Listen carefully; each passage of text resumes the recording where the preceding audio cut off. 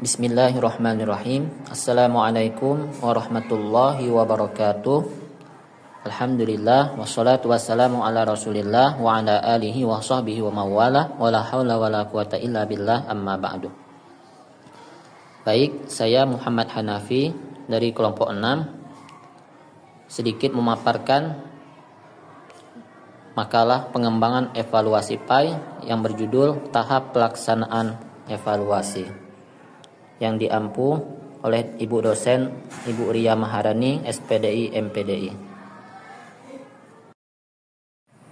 Selanjutnya, tahap pelaksanaan evaluasi atau langkah-langkah evaluasi. Pelaksanaan evaluasi yang efektif memerlukan perencanaan yang matang dan sistematis.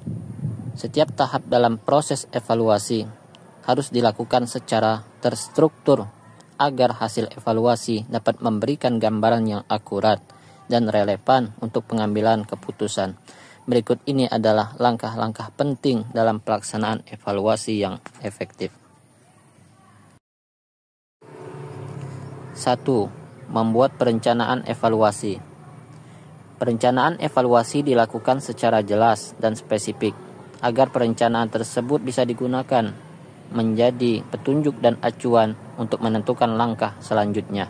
Perencanaan evaluasi dilakukan oleh pendidik dengan menetapkan tujuan-tujuan tingkah laku yang akan dicapai agar mempersiapkan pengumpulan informasi yang dibutuhkan dan dapat menggunakan waktu dengan tepat.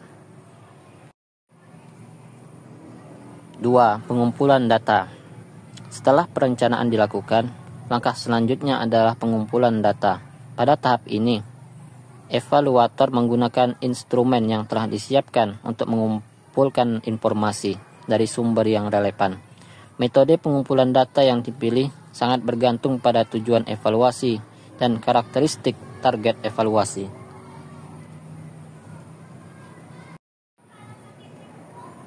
3. Pengolahan dan analisis data.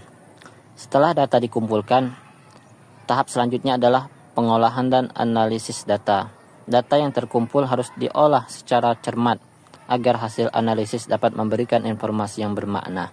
Jika menggunakan metode kuantitatif, data akan diolah menggunakan alat statistik untuk menghasilkan tren atau pola yang signifikan.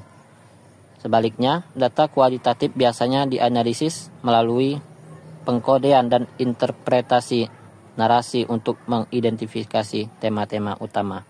Pada tahap ini, evaluator harus memastikan bahwa analisis yang dilakukan sesuai dengan tujuan evaluasi. Hasil analisis kemudian dirangkum dalam bentuk laporan yang jelas dan sistematis, yang memudahkan pengambilan keputusan berdasarkan temuan evaluasi. 4. Interpretasi hasil evaluasi.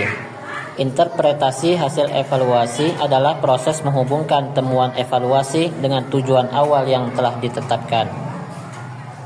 Pada tahap ini, evaluator harus mengevaluasi apakah hasil yang diperoleh sesuai dengan harapan atau ada kesenjangan antara pencapaian yang direncanakan dengan hasil yang dicapai. Selain itu, hasil evaluasi harus dianalisis secara kritis untuk mengidentifikasi faktor-faktor yang berkontribusi terhadap pencapaian atau kegagalan. 5. Pelaporan dan tindak lanjut. Tahap akhir dari pelaksanaan evaluasi adalah pelaporan hasil dan tindak lanjut.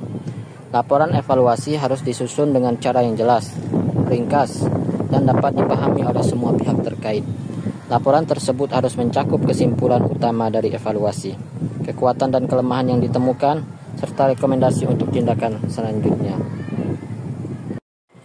Baik, itulah 5 tahap pelaksanaan evaluasi atau langkah-langkah evaluasi. Mudah-mudahan apa yang saya jelaskan dapat mudah dipahami untuk kita semua. Amin ya rabbal alamin. Saya akhiri. Wabillahi taufiq wal hidayah. Assalamualaikum warahmatullahi wabarakatuh.